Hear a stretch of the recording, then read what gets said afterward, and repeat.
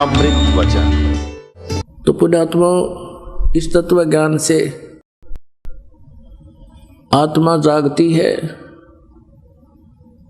जैसा हमें पहले ज्ञान दिया गया था, हमारे पूर्वजों ने उसी को फाइनल मान लिया था। क्योंकि श्रद्धालु विद्यार्थी होता है और मार्गदर्शक जो होता है वो टीचर होता है, गुरु होता है वो टीचर होता है, संत टीचर होता है। अब टीचर विद्यार्थी को जो भी कोई ज्ञान देता है तो विद्यार्थी को कोई ऑब्जेक्शन नहीं होता, क्योंकि वो गुरु जी को, वो टीचर को टीचर मानता है। टीचर जो बताता है सही है।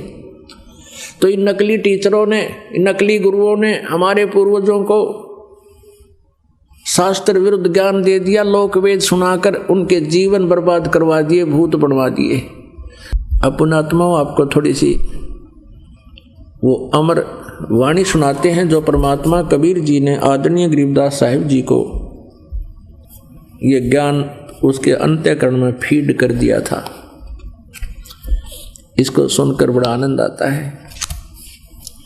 शंखों दे धरी तन योनी, नो तत् के का बीज न भूनी, मोक्ष मुक्ति का लखा न भेवा, भर में पुत्र व्यास सुखदेवा। अब सुखदेव ऋषि की उत्पत्ति कैसे हुई, इसका भी इसी से संबंध है।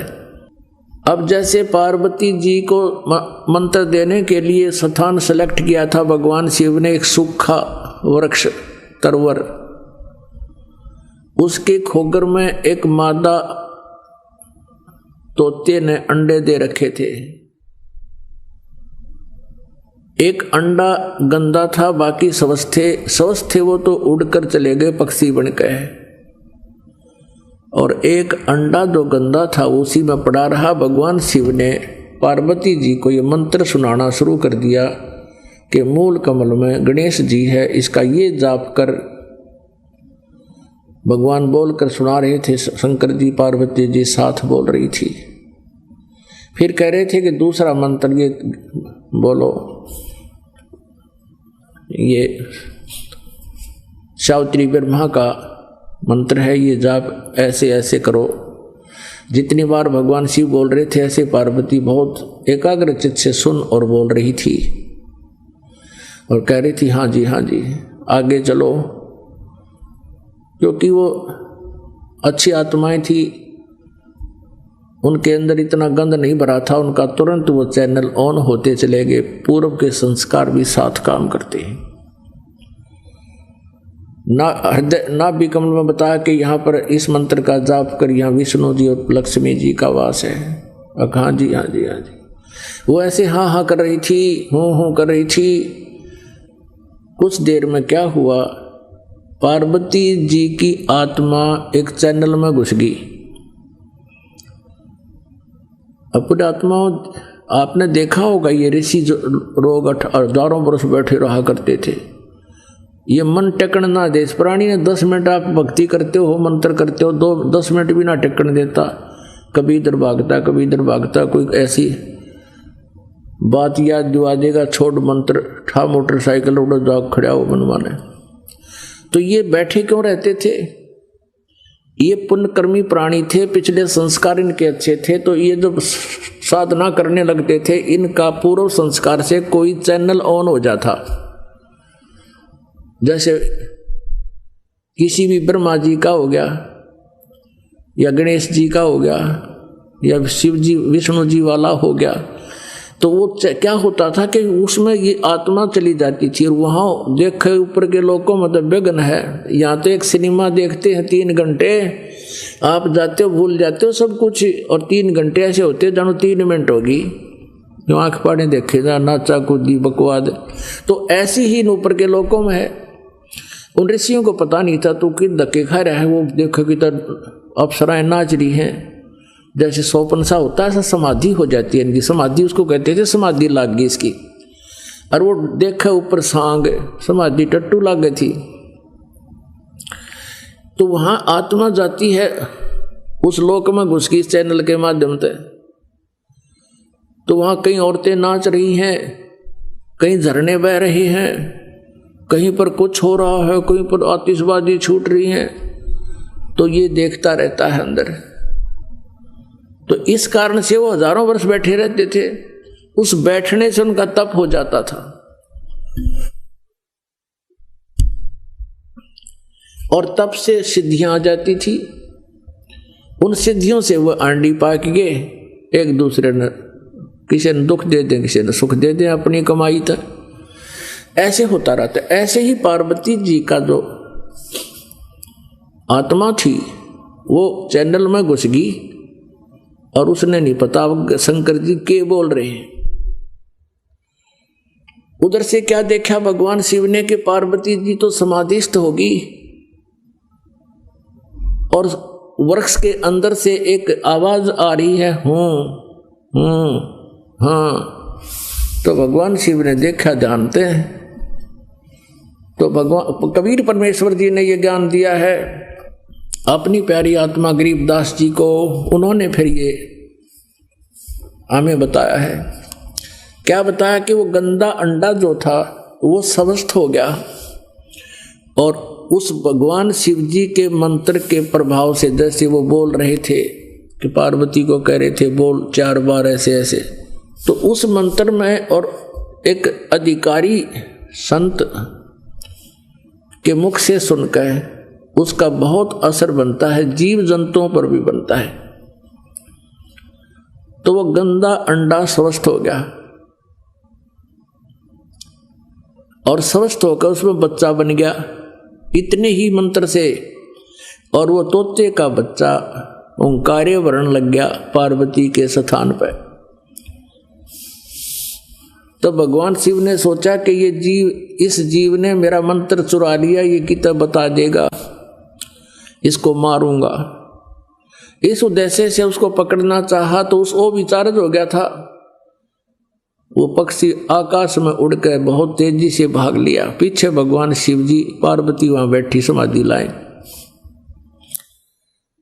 आगे वेद व्यास जी की पत्नी बैठी थी, उसने जमाई ली। पक्षी का शरीर छोड़कर वो आत्मा वेद व्यास की पत्नी के पेट में चला गया, शरीर में जमाई के माध्यम से, मुख से। और समय आने पर फिर वो संयोग हुआ, उसका फिर अंदर वो गर्भ में बालक बना। फिर सुखदेव रूप में वो महर्षि प्रसिद्ध हुआ, जन्मा। अपन आत्माओं, जैसे ये हमारे एक बीमारी ला रखी है इन नकली गुरुओं ने कि जैसे आप जी का कोई भी घर का सदस्य मृत्यु को प्राप्त हो जाता है, फिर उसके शरीर को सभा करने के उपरांत, अंतिम संस्कार करने के उपरांत उसकी अस्थियों को गंगा में डालकर आना कंपलसरी बना रखा है। क्यों बना रखा है, किस लिए? और ये कहते हैं तेरे पिता की गति नहीं होगी, तेरी माँ की गति नहीं होगी यदि वहां नहीं डाल का होगा। वहां फिर और ठग बैठे। यहाँ के भेजने वाले एजेंट अपना कमीशन ले लें और वहां बैठे वो जो गंगा में डलवाएंगे उन अस्थियों ने, वह न्यारे चार्ज करें। अपने आत्माओं, ये सब अज्ञान के कारण, तत्व ज्ञान के अभाव से हो रहा था।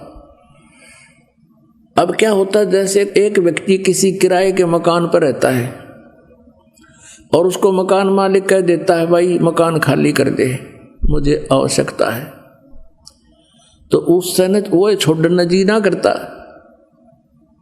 और इस मकान में तो यू अपना मान रहा, अपना पर्सनल मान रहा है, इस मकान में तो यू कोई सैकड़ों वर्ष रहता है, तो इस मकान को ये छोड़ना नहीं चाहता, अपना मान बैठता है। उधर से भक्ति ना करने से ये प्रेत बन जाता है। प्रेत बनते ही इसका जो भी अकाउंट है जाते इसको मिल जाता है, कौन सी योनि प्राप्त होनी है, ये भूत बन जाता है। और उधर से क्या होता है कि वो घर वाले उनको फूक देते हैं, सवा कर देते हैं, तो वापस वो अपने घर पर आता, वो प्रेत बनकर। अब घर वाले तो उसको देख नहीं सकते, उसमें आवाज नहीं, वो सुना नहीं सकता, वो वहां धक्के खा के फिर देखता मेरा शरीर कहाँ है। हो जाता शमशान घाट पे। तो इतना इसको ज्ञान होता है प्रेत को कि ये अस्थि मेरी है, ये नहीं है।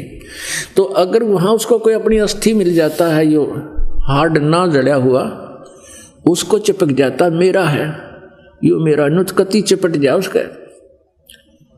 और ये सद ये क्या करते हैं, सेवड़े उन अस्थियों को उठा लाते हैं और वो अस्थि के साथ आता वो प्रेत, फिर वो उसको अपने जंतर मंत्र से जकड़ लेते हैं, अपने अधीन बनाकर फिर वो दूसरों को दुखदाई हो जाते हैं। तो इस कारण से इसका उन्होंने निपटारा करवाने के लिए इन नकलियों ने ये सोचा कि भाई इन अस्थियां न उठाकर तुम वहां डालो, ऐसे गहरे जल में डाल दो जहां ये पितर प्रेत बनकर आवे तो उसका हाथ ना लगे, वो चपका नहीं और वापस तुम्हारे घर ना आ जावे, आसपास भी ना रहे। उनका उद्देश्य तो ये था। अब उससे क्या समाधान हो गया, वो तो बनना था वो बन चुका है, प्रेत बनना था या कोई पशु पक्षी बनना था वो तो बन चुका है अपने पूर्व संस्कार से। अब वो नकीते ठाकर डालने जाओ, प्रेत वो बन ही चुका है।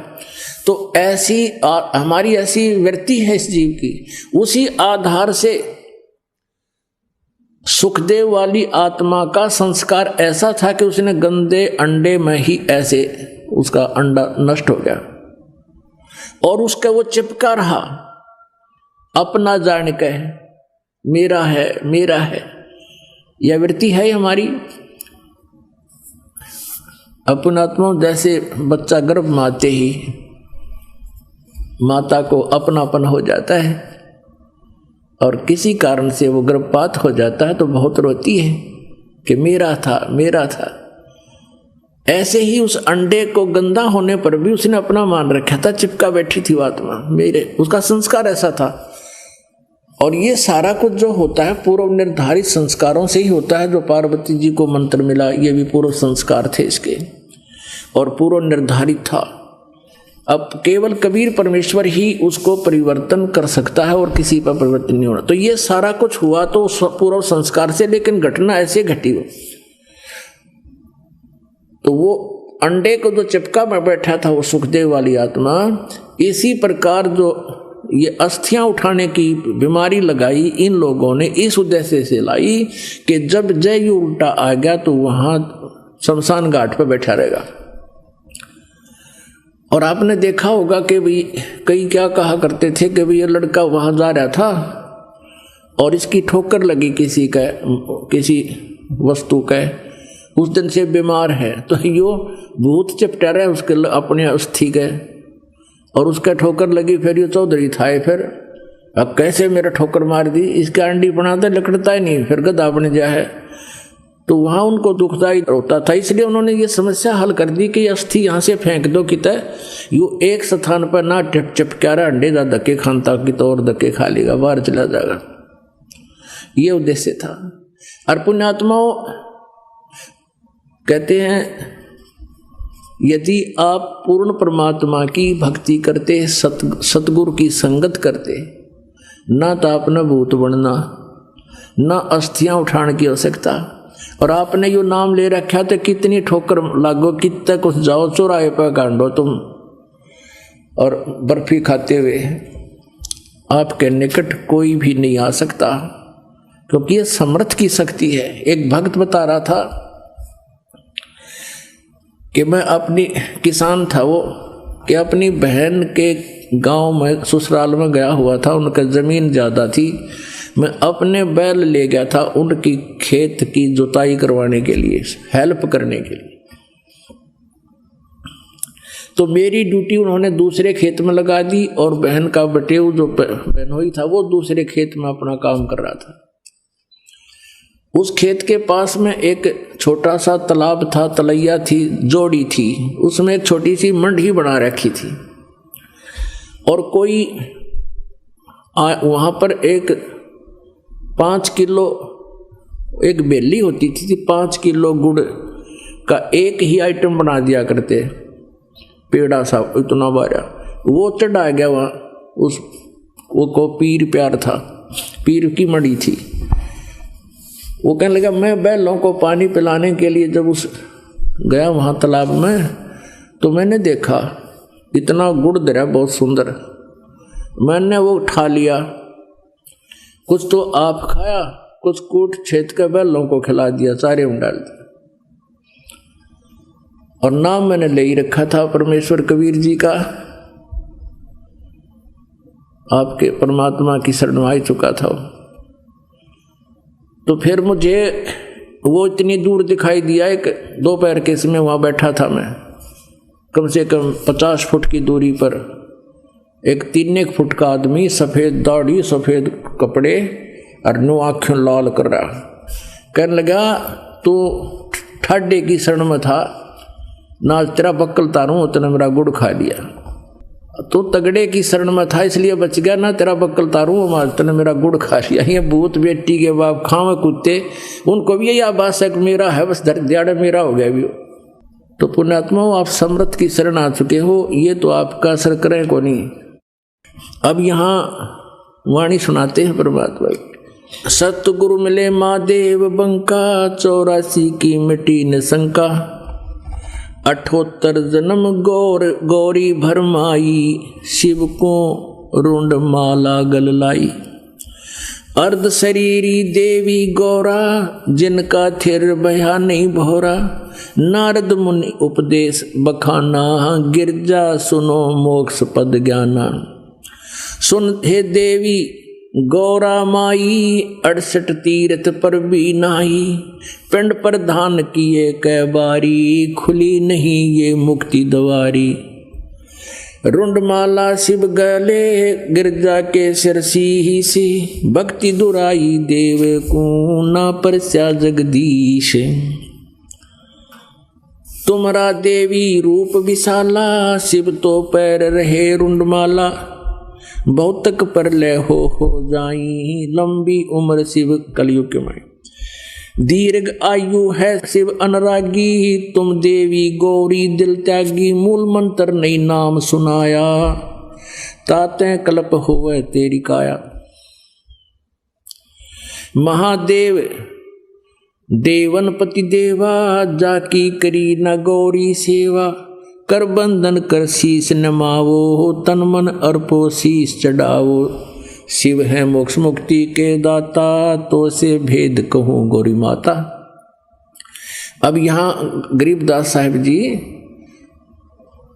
ये जो वाणी बोल रहे हैं, ये जो नारद ने बोली वो बोल रहे हैं।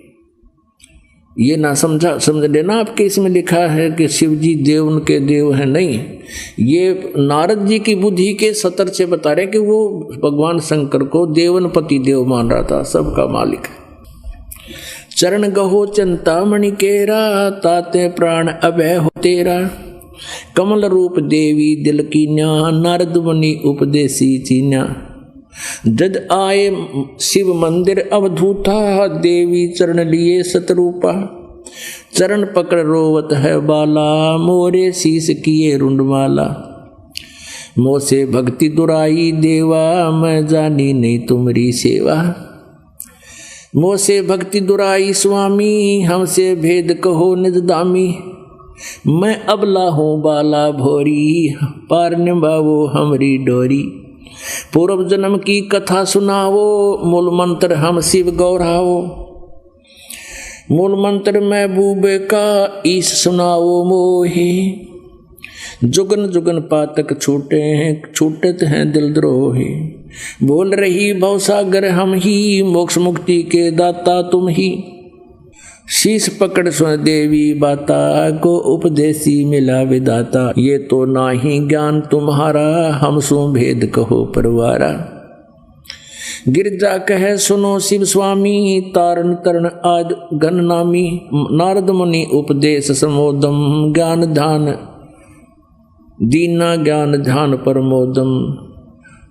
अब यहाँ जब पार्वती जी भगवान शिव के चरणों में गिर कर रोने लगी, तो भगवान शिव जी क्या कहते हैं? शीश पकड़ सुन देवी बाता, को उपदेशी मिला विधाता। पार्वती के सिर को छूकर भगवान शिव जी ने कहा कि मेरी बात सुनो देवी, ऐसा कौन भगवान मिल गया तुझे आज तेरी ऐसी बुद्धि बदल दी। ये तो ना ही ज्ञान तुम्हारा हम सु भेद कहो परवारा। गिरजा कहे सुनो शिव स्वामी तारण तरण आदि घन नामी। नारद मुनि उपदेश सुमोदम। मेरे को नारद जी ने ये सारी बात बता दी।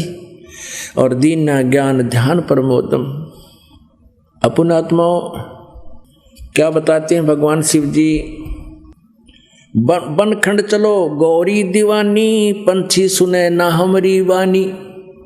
के चलो जंगल में चलेंगे बनखंड में, ऐसे स्थान पर बैठेंगे कोई पक्षी भी हमारी बात ना सुन ले, हमारी वाणी ना सुने। जहाँ एक सुख क्या तरवरता क्या शिव को आसन तहाँ वहाँ रखा।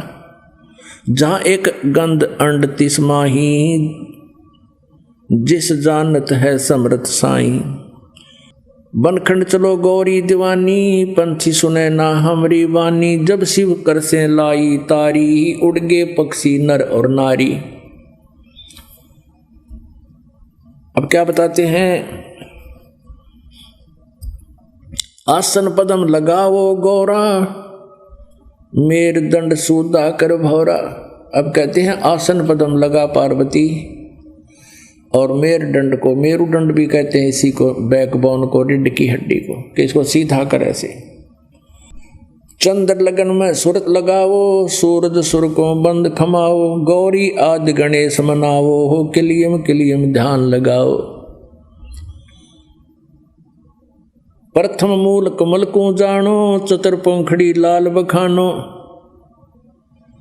ये प्रथम कमल है, मूल कमल जिसको बोलते हैं। दूजे स्वाद चक्र को देखो श्वेत वर्ण रंग सुरत विवेको। सठ पंखड़ी प्रीत परेवा जहां बसते हैं गंधर्व देवा। तो ये सब वो नामों का जानकारी दे रखी है इसमें, जो दास आपको देता है। पार्वती जी को भगवान शिव ने यही मंत्र दिया। अपुनात्माओं अब यहां बताया जा रहा है कि समर्थ पूरा गुरु हो जिस सत्र का भी हो। जैसे कोई प्राइमरी कक्षा का टीचर है तो वो भी टीचर पूरा हो, और जैसे कोई मैट्रिक यानी 10वीं तक का कोई अध्यापक है वो भी अपने सिलेबस से ठीक परिचित हो, वही भला कर सकता है विद्यार्थियों का। तो ऐसे ही भगवान शिव ने पार्वती जी को प्राइमरी तक का ज्ञान दिया था, इतना ही टीचर थे वह। अब जैसे आपको बताया कि सुखदेव ऋषि की बैटरी चार्ज होगी भगवान शिव से मंत्र सुनकर। और तोते में एक आदत होती है ये नकल बहुत करा करे। उसने उसके कुछ जाप किए जिस कारण से उसकी बैटरी चार्ज होगी, और फिर वो माँ के गर्भ में रहा 12 वर्ष तक। व्यास जी की पत्नी के गर्भ में रहा। उधर से ब्रह्मा विष्णु और शिव जी को चिंता बन गई कि अभी 9 महीने के अंदर बच्चे का जन्म हो जाना चाहिए।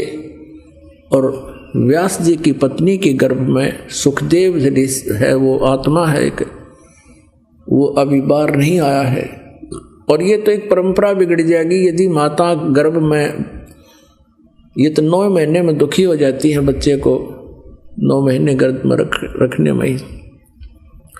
12 वर्ष तक माँ के गर्भ में बच्चे रहेंगे तो बहुत परेशानियां हो जाएंगी, परंपरा बिगड़ेगी। भगवान शिव गए फिर बाद में कि इन ब्रह्मा और विष्णु ने कहा कि आप ही ये काम कर सकते हो, उसको निकालो जाकर, और आप ही के कारण उसने ऐसा शरण मिली है, ऐसी शक्ति मिली है। भगवान शिव वहाँ गए कि व्यास की पत्नी तेरे पेट में मेरे ज्ञान का चोर है, मैं उसको खत्म करूँगा, मारूंगा। तो व्यास जी भी आ गए। व्यास जी ने कहा भगवान आओ, धन्य भाग हमारे आपका आगमन हुआ। आप कैसे आए? सारी कहानी बताई कि इसने ऐसे ऐसे मेरा अमर मंत्र सुन लिया, ये अमर हो गया, और इसने धोखे से मेरे से ज्ञान सुन लिया, और मैं इसको मारूंगा, खत्म करूंगा, आपका गर्भ नाश करूंगा आपकी पत्नी का। अब उसने कहा व्यास जी ने कहे भोलेनाथ एक तरफ तो आप कह रहे हो कि आपके मंत्र सुनकर इसने जाप कर लिया, जाप से ही अमर हो गया, अमर को आप मारोगे कैसे? अब शिव जी फेल हो गए। कहा भाई बात तो ठीक है। इतने में ब्रह्मा और विष्णु भी आ गए कि भाई शिव जी तो लिया फ्यूज। तब उन्होंने कहा कि भाई सुखदेव, तीनों ने मिलकर कहा सुखदेव तू बाहर आ जा। सुख माने तोता होता है, हे तोता राम तू बाहर आ जा, क्योंकि तोते के शरीर को छोड़कर उसमें गया था इसलिए इसको सुखदेव कहने लगे। तो सुखदेव ने कहा कि मुझे अब ज्ञान है, क्योंकि मां के गर्भ में इस प्राणी को पिछला पूर्व जन्मों का और आगे क्या होगा इसके संग में सारा ज्ञान होता है। तो सुखदेव गर्भ से बोला कि भगवान मैं बाहर नहीं आ सकता। बाहर आते ही आप जी के तीनों के गुण या त्रिगुणमयी माया जीव को मोहित कर देती है, बेहोश कर देती। अब मुझे सब पता है कि मैं पिछले जन्मों में कितना कष्ट उठाया करता था, भक्ति ठीक बनी नहीं, मैं फिर बकवाद करके मरता रहा, असंग जन्म हो गए मैंने दुख पाते ने। अब मैं बाहर नहीं आऊंगा, मुझे डर लगता है। तुम अपनी एक शर्त पर आ सकता हूं, यदि आप तीनों के तीनों अपनी जो आपके अंदर से निकल रहे एक के गुण की तरंग, इनको कुछ समय के लिए रोक लो। अब उन्होंने कहा भाई ये हमारे बस का भी कोई ना, हम इसको रोक लें। हम केवल एक सांस कुछ देर सेकंड के लिए रोक सकते, सेकंड के भी कुछ हिस्से के लिए, नहीं तो हमारा शरीर पाट जाए तो बीपी के ऐसा काम है, हम अधिक देर नहीं रोक सकते इस प्रभाव को, हमें भी मालूम है। तो सुखदेव ने कहा कि ठीक है कुछ सेकंड के लिए रोक दो। अब ब्रह्मा विष्णु महेश वहां से चले गए, वहां से उन्होंने कुछ सेकंड के भी कुछ हिस्से में उसको रोक पाए। इतने में सुखदेव बाहर आ गया, मां के गर्भ से जन्म बाहर निकल गया। अब व्यास जी देख रहे हैं कि पत्नी को कुछ पीड़ा हुई, बच्चा होने वाला है। सुखदेव निकला बाहर, एकदम 12 वर्ष की आयु का, बाहर आके एकदम शरीर बड़ा हो गया उसका, और अपनी और नाल कंधे पर डाल लिया, सुंडी का जेर लटका करे, जिससे मां की नाभि से कनेक्शन होता है। व्यास जी कहने लगे बेटा ए पुत्र मेरी बात सुन, बेटा मेरी बात सुन। अब सुखदेव ने देखा भी नहीं अपनी मां और पिता की तरफ, पीछे से ही बोल रहा है कि ऋषि जी एक लेवा एक देवा दूतम, कोई किसी का पिता नहीं पूतम। कहने लगे ना जाने कितनी बार तू मेरा बाप बन लिया, ना मेरा कितनी बार मैं तेरा बाप बन लिया व्यास जी। अब मुझे वो याद है, वो ताज़ा है सारी याद। अब मैं इस बीमारी में पैर ना दूं, ना दर्शन दिखाऊं ना देखूं, हो सकता मेरी ममता आप में हो जा, मैं फंस जाऊंगा। यूं कह के वहां बैटरी चार्ज थी उसकी, आकाश में उड़ गया और कहीं दूर जाकर आप अपनी ओर नाल काट के और कपड़े अपना पेड़ की छाल लपेट के और लाग गया भक्ति करन बिना गुरु के। और फिर वो चार्ज बैटरी थी उसकी पिछले जन्मों की, उससे आकाश में उड़ने की सिद्धि उसमें आ गई थी। तो पुण्यात्माओं, गुरु बिन माला फेरते हैं, गुरु बिन देते दाने, गुरु बिन दोनों निष्फल हैं, चाहे पूछो वेद पुराण। अब पिछले जन्म के संस्कारों वश सुखदेव ऋषि जी ने गुरु की आवश्यकता इसलिए नहीं समझी क्योंकि उसके अंदर सिद्धि विद्यमान थी, पिछले जन्म की बैटरी चार्ज थी। पुण्यात्मा आप देखते हो कि किसी गांव में किसी संत का कोई मंदिर आश्रम बना हुआ है, यादगार बनी हुई है, उसकी क्या लीलाएं हैं कि ये संत जी छोटे से थे तभी से इन्होंने ऐसी चमत्कार कर दिए थे, ऐसा कर दिया था, वहां ऐसा कर दिया था। अब वो पिछले जन्म के पुण्यकर्मी साधक सिद्धि वाले थे, अगले जन्म में वो सिद्धियां कुछ बैटरी चार्ज थी और वो सब खत्म होली, फिर वो क्या बन गए, अब वो वहां भोग लगाते हैं, वो मंदिर में बैठ कर भूत बन गए, वो भूत बन गए।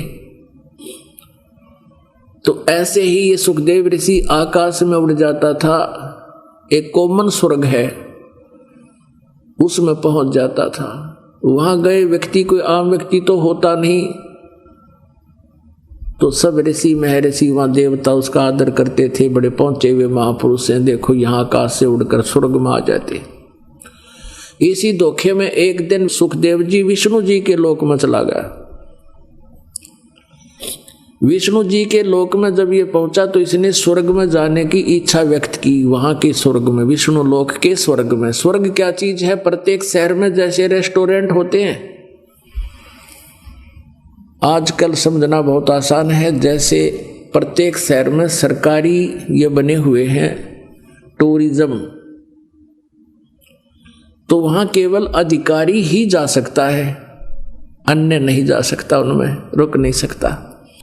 तो ऐसे उसने जाके अंदर जाना चाहा विष्णु के लोक वाले रेस्टोरेंट में, स्वर्ग में। वहां के नौकरों ने, पहरेदारों ने, पार्षदों ने पूछा, ऋषि जी आपका गुरु कौन है, अर्थात आप कौन से महकमे में अधिकारी हो? तो उसने कहा मेरा कोई गुरु नहीं है। तो उन्होंने कहा, पार्षदों ने, सेवादारों ने, कि आप प्रवेश नहीं कर सकते स्वर्ग में।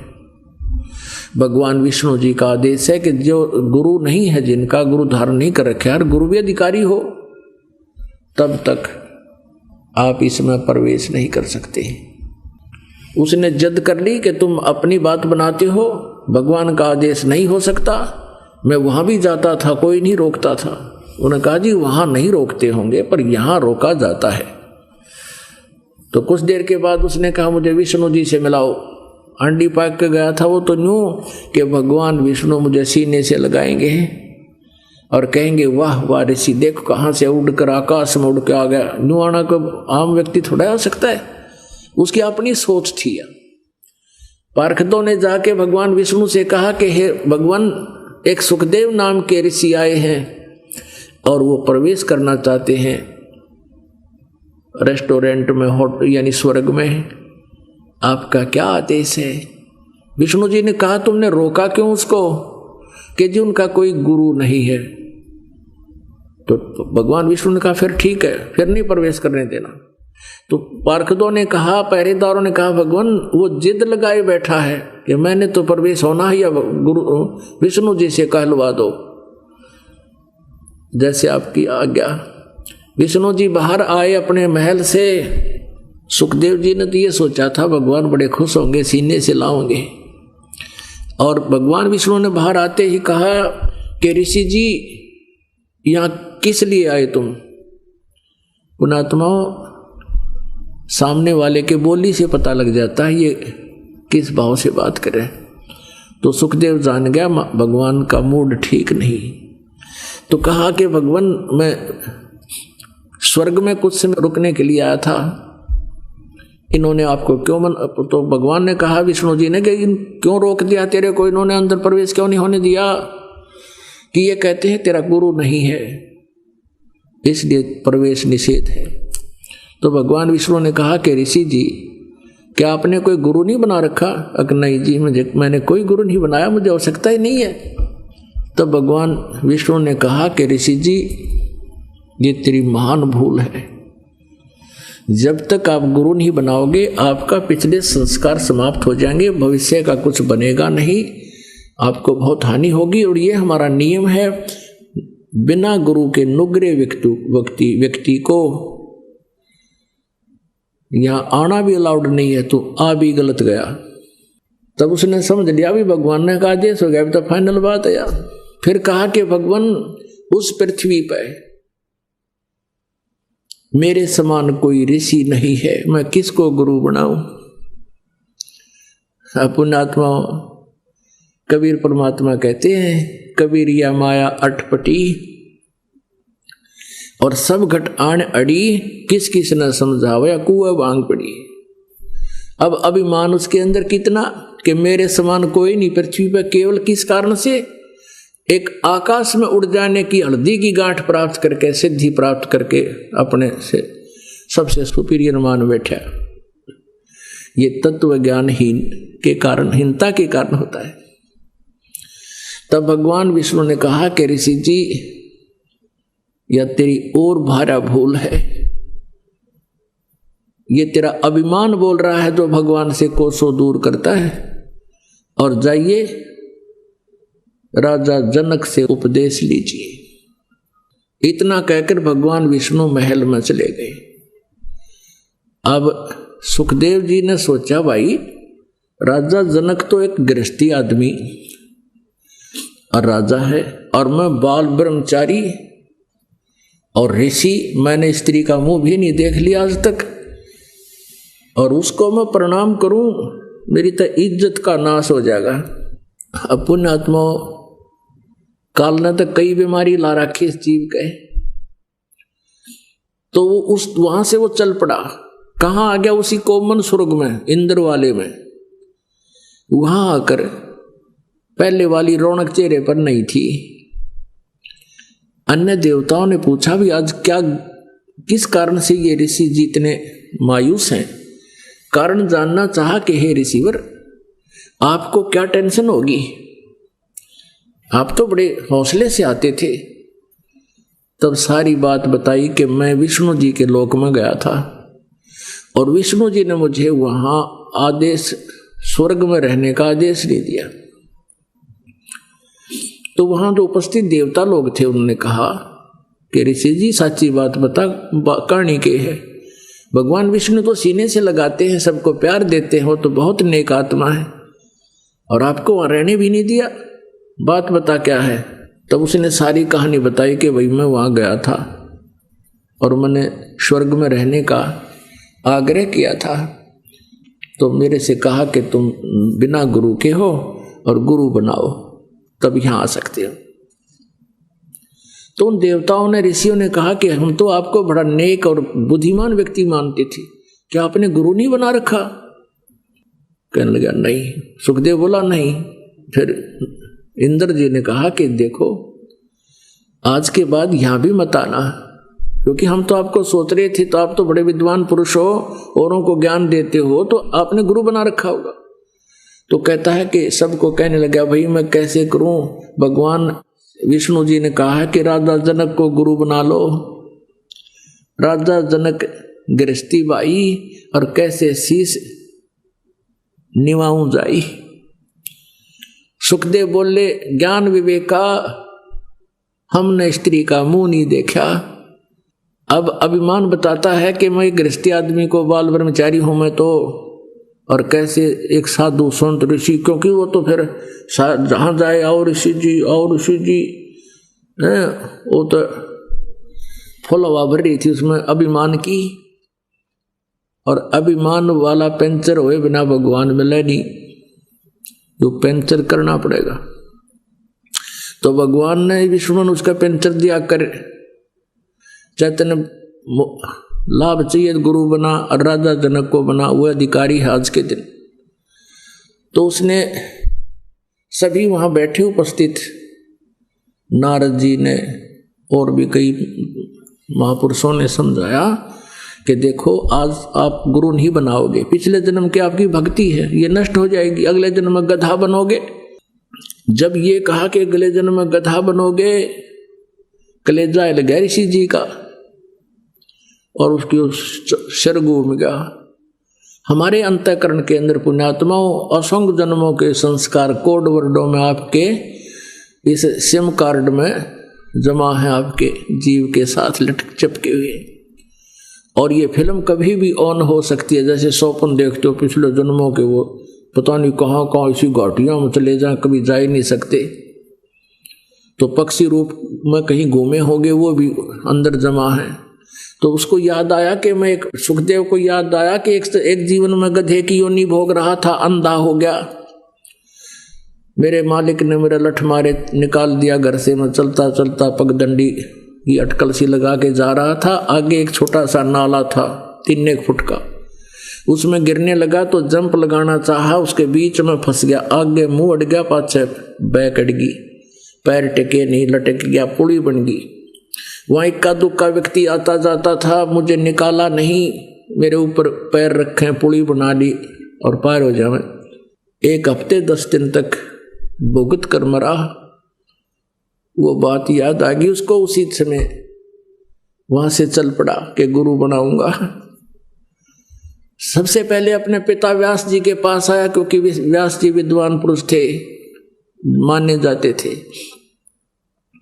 अपने पिता के पास आया कि मैं सुखदेव हूं, आपका पुत्र हूं।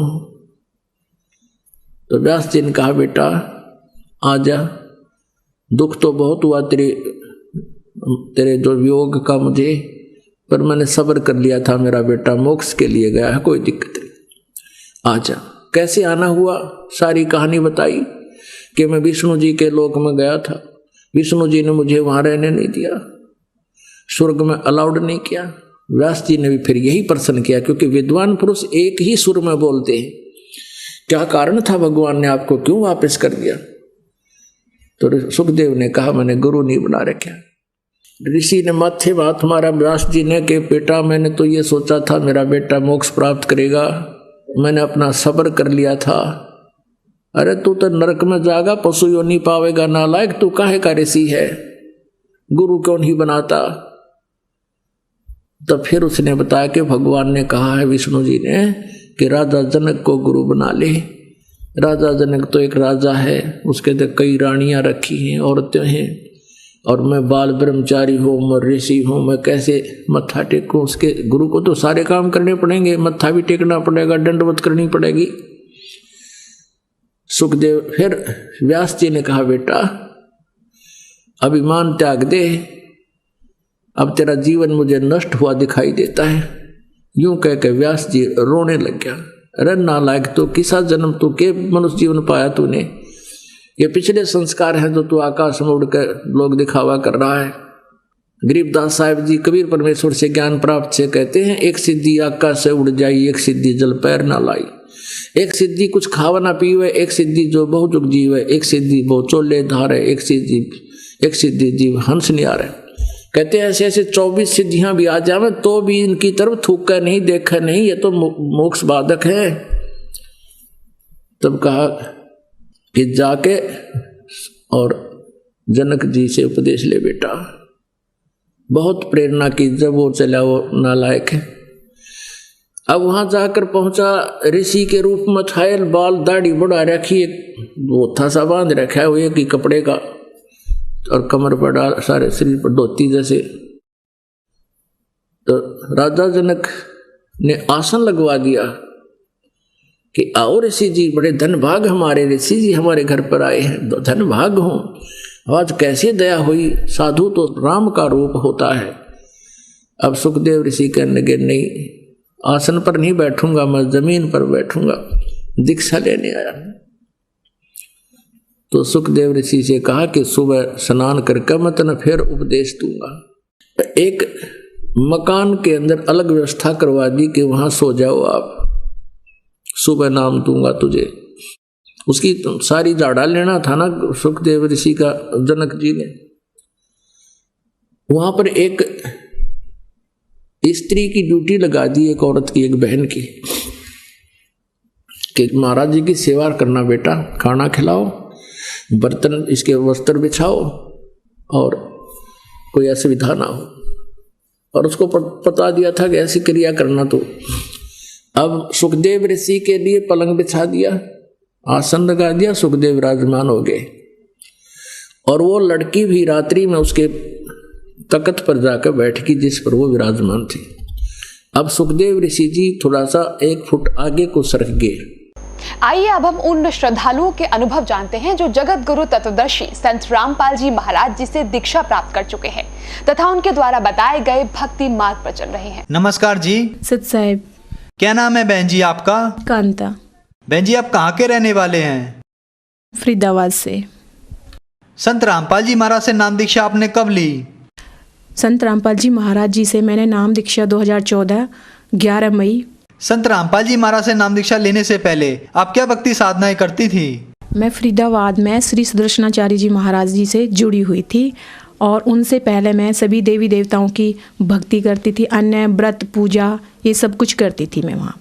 बहन जी आपने सुदर्शनाचार्य जी को अपना गुरु बनाया था और भी देवी देवताओं की आप भक्ति साधना करते थे, तो इन सब भक्ति साधनाओं से आपको क्या लाभ मिले?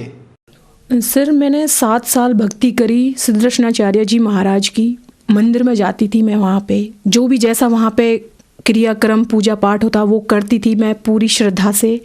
लेकिन मुझे लाभ 1% भी नहीं हुआ। लाभ की बजाय मुझे वहाँ उल्टा भूत प्रेत आने लगे।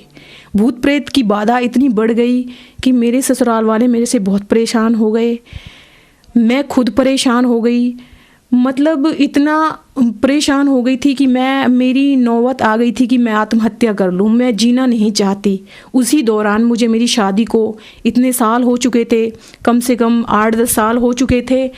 तो मैं इतना परेशान थी कि मेरे मन में सवाल भी आता था कि मैं क्या करूँ, कहाँ जाऊँ। तो अचानक से ही मेरा वहाँ जाना ख़त्म हो गया।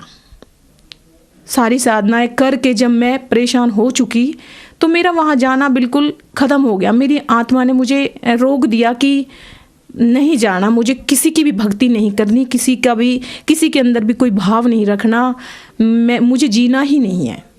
मैं बहुत परेशान हो गई थी। मुझे लाभ तो 1% भी नहीं मिला, मुझे हानि ही हानि हुई। मेरे घर में सबका जो प्यार था वो ख़त्म हो गया। भूत प्रेत की बाधा ऐसी बढ़ गई कि सब लोग मेरे से घृणा करने लगे, कहने लगे कि इसके बच्चे नहीं हैं, ये क्यों जाती हैं वहाँ पे, क्या करती हैं। तो मैं फुल परेशान हो गई थी। मुझे कुछ भी लाभ नहीं मिला वहाँ से। मेरे हस्बैंड CRPF में हैं।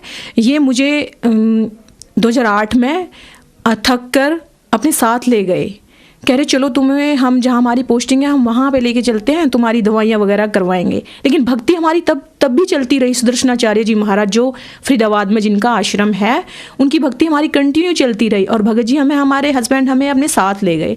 वहाँ पे हमने इतने अच्छे डॉक्टरों से दवाइयाँ करवाई, इलाज करवाए, अपने ट्यूब टेस्ट वगैरह करवाए। लेकिन हमें जितना हम इलाज करवाते और उनकी भक्ति करते, इतना ही हम परेशान होते चले जाते। तो बहन जी, इन सब परेशानियों के बीच आपको संत रामपाल जी महाराज की जानकारी कहाँ से प्राप्त हुई? सर, जब इनका ट्रांसफ़र फेज़ 3 में हुआ झड़ौदा कला से, तो मेरे मायके में, मेरे परिवार में मेरे बड़े पापा हैं आर्मी के कैप्टन रिटायर। मैं गांव गई थी और मेरी मम्मी, तो उन्होंने मेरे से, दोनों ने बोला, मेरी मम्मी ने कि बेटा आप संत रामपाल जी महाराज जी से दीक्षा प्राप्त कर लो, आपके सारे संकट दूर हो जाएंगे। फिर हमने कहा कि नहीं, हम गुरु नहीं बदल सकते। जो हमने गुरु बनाए हैं वो हमारे पूजनीय हैं, हम गुरु नहीं बदलेंगे, हम जैसी भक्ति करते हैं उसी से ठीक है। फिर ऐसे ही ऊपर से आके हम नीचे बैठे। हमारे पिताजी थे, मतलब बड़े पापा थे आर्मी के कैप्टन रिटायर, उन्होंने संत रामपाल जी महाराज अपने गुरु बना रखे थे और मम्मी ने भी बना रखे थे। मम्मी को हमने मना कर दिया। तो हमारे जो बड़े पापा थे उन्होंने कहा कि कांता बेटा, आप संत रामपाल जी महाराज जी को अपना गुरु बनाइएगा और उनसे दीक्षा लेकर आपकी सारी परेशानी ठीक हो जाएंगी। उनको पता था कि मेरे बच्चा नहीं है, वो क्लियर नहीं कहते थे मेरे से, तो ऐसे कहते थे कि आपकी परेशानी बिल्कुल ख़त्म हो जाएंगी। फिर उसके बाद सर, मैं इतनी तबीयत ख़राब हो गई थी, मेरी बहुत ज़्यादा तबीयत ख़राब हो गई थी। मेरी मम्मी का फ़ोन आया। मम्मी कहने लगी बेटा एक बार मेरे कहने से तुम चल दो, कहने से चल दो। तो ठीक है, मैंने कहा मम्मी ठीक है, हम चल देंगे, दीक्षा हम लेंगे नहीं वहाँ जाके, हम चल देंगे, हम देख के आएंगे आश्रम कैसा है। तो उनके साथ में जब संत रामपाल जी के आश्रम में वरवाला, तब मैं वहाँ पहुँची। वहाँ जाने के बाद मैंने वहाँ का आव भाव देखा, वहाँ का माहौल देखा। और जिस टाइम गुरुजी वहाँ पे आए थे तो मुझे पता भी नहीं था कि परमात्मा अनजाने में मुझे ऐसे दर्शन दे रहे हैं। तो मैंने प्रणाम किया गुरुजी को, बोली कुछ नहीं, मैंने प्रणाम किया। फिर वहाँ पे आने के बाद प्रणाम करके गुरुजी के बोल रहे थे कि जिन्होंने दीक्षा नहीं ले रखी है दर्शन नहीं दे, मतलब गुरुजी प्रणाम आशीर्वाद नहीं देंगे। लेकिन मुझे मना नहीं किया, मैं ऐसे ही चली गई और गुरुजी ने मुझे आशीर्वाद दे दिया। अब वहाँ से हम आए तो कहने लगे कि आप दीक्षा ले लो। तो हमने वहाँ ऐसे करने के बाद दीक्षा ले ली।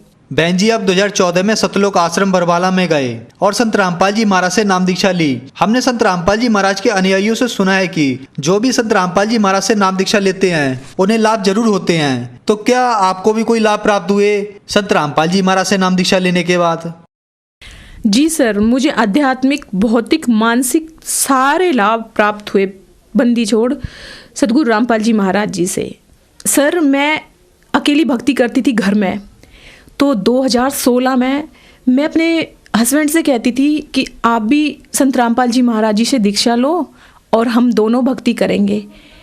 लेकिन वो मना भी नहीं करते थे मेरे से और हाँ भी नहीं करते थे कि तुम छोड़ दो भक्ति। तो एक दिन मैं ऐसे ही दंडवत प्रणाम करके संत रामपाल जी महाराज जी के सामने मैं ऐसे ही कह रही थी, भगवान संत रामपाल जी महाराज कि आप मेरे साथ मेरे हस्बैंड को और लगा दो भक्ति में। तो दिवाली का टाइम था, अक्टूबर 2016। तो मैंने सेंटर जाना था और मेरे भगत जी, मेरे हस्बैंड अचानक से कहने लगे कि मुझे भी नाम दीक्षा लेनी है। तो मेरे मन में इतनी खुशी हुई कि ये दीक्षा लेने के लिए कह रहे हैं। तो मैं कह रही थी इनसे कि मुझे दिवाली से पहले ही जाना है और मेरे हस्बैंड कह रहे थे मुझे दिवाली के बाद जाना है।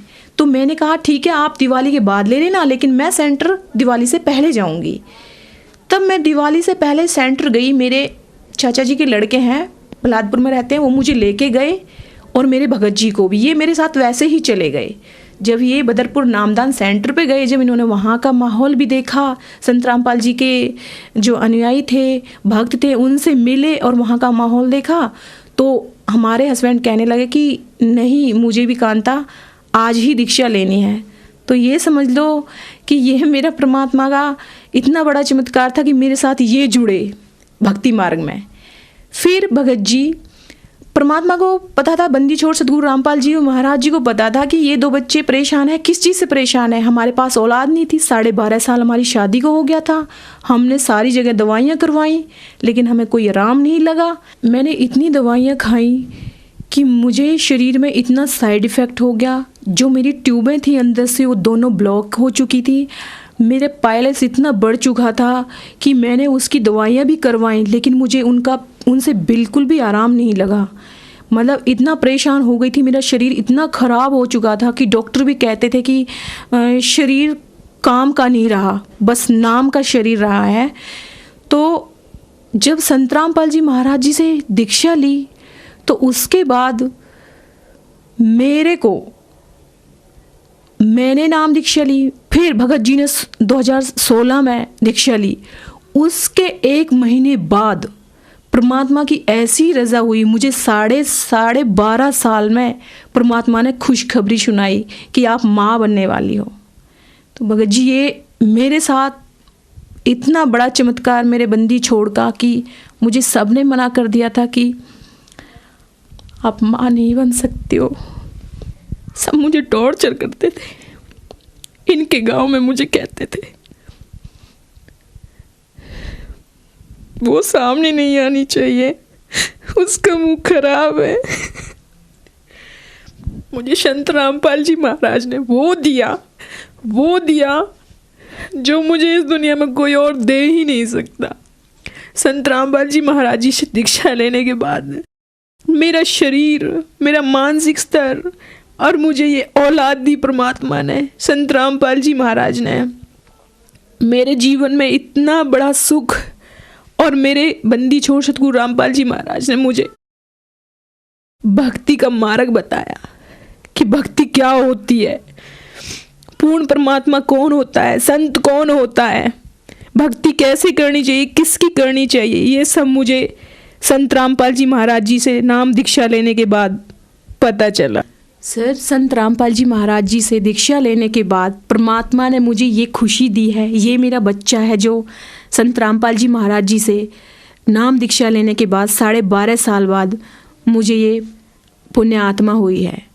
और सर, ये मेरे भगत हैं, मेरे हस्बैंड हैं, जिन्होंने भी दीक्षा लेके हम दोनों भक्ति करते हैं संत रामपाल जी महाराज जी की।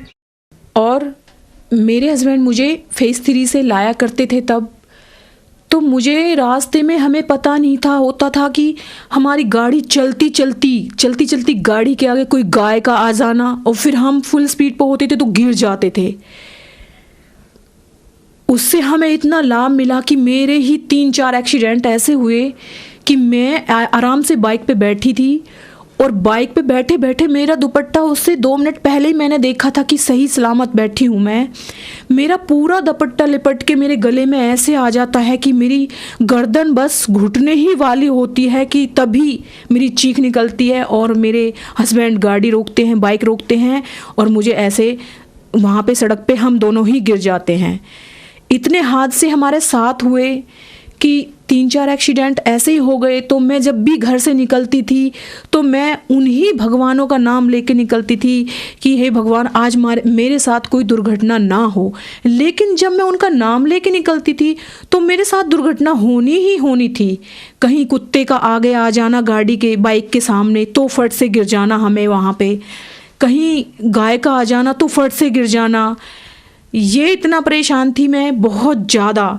लेकिन जब से संत रामपाल जी महाराज जी से नाम दीक्षा ली है उसके बाद ना कोई एक्सीडेंट, ना कोई हमें परेशानी, ना कोई हमें दिक्कत, सब चीज़ में हमें परमात्मा बंदी छोड़ सतगुरु रामपाल जी ने इतना लाभ, इतना सुख दिया है।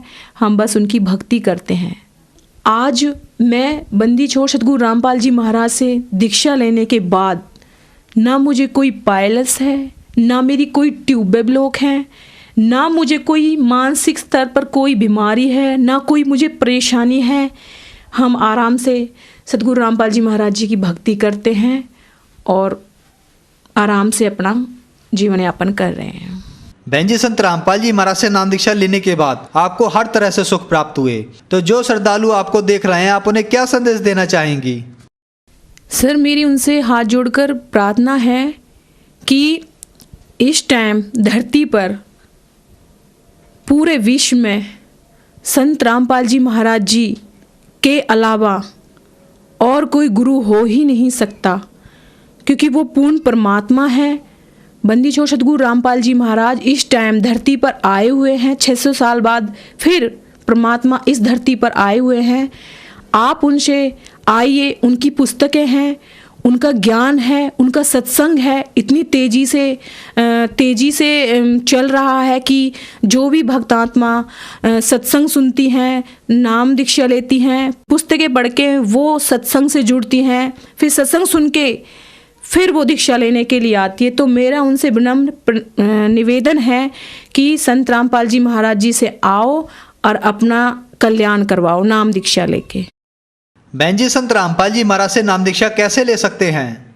सर, संत रामपाल जी महाराज जी से दीक्षा लेने के लिए चैनल पर पट्टी आती है, एक नीचे सत्संग चलाते हैं, उसके नीचे पट्टी आती है, उस पे संत रामपाल जी महाराज जी का सत्संग आता है। हम उन नंबरों पर फ़ोन करके और पता कर सकते हैं कि किस एरिया में सेंटर है, कोऑर्डिनेटर है, आपको पता चल जाएगा। वहाँ से हम नाम दीक्षा ले सकते हैं।